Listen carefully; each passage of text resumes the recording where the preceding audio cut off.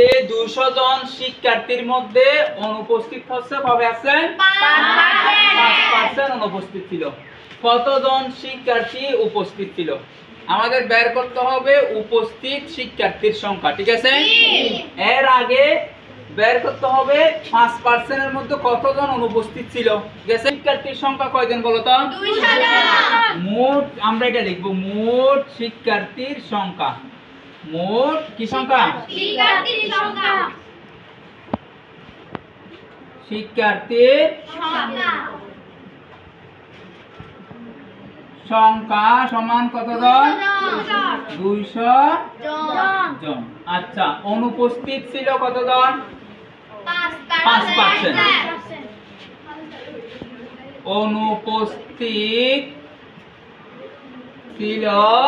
অনুপস্থিত ছিল কত পার্সেন্ট? 5%।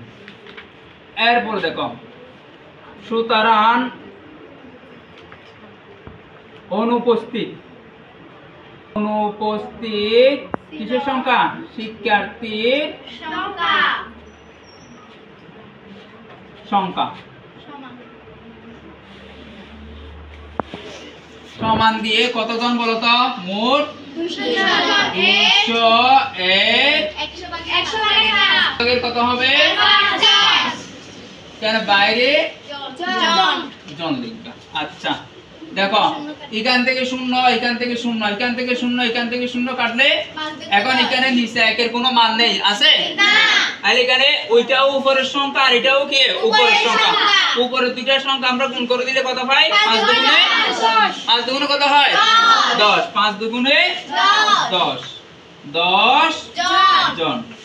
এরপরে আমাদেরকে বের করতে হবে উপস্থিত শিক্ষার্থীর সংখ্যা।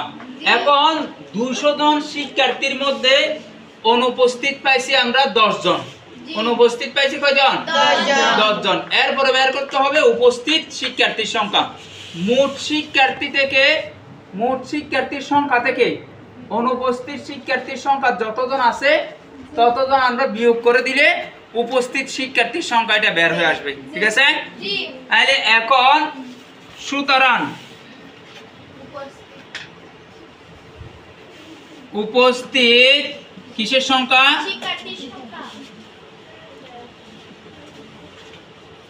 শিক্ষার্থীর কি হবে? সংখ্যা সমান 200 বিয়োগ কত হবে? 10 জন, ঠিক আছে?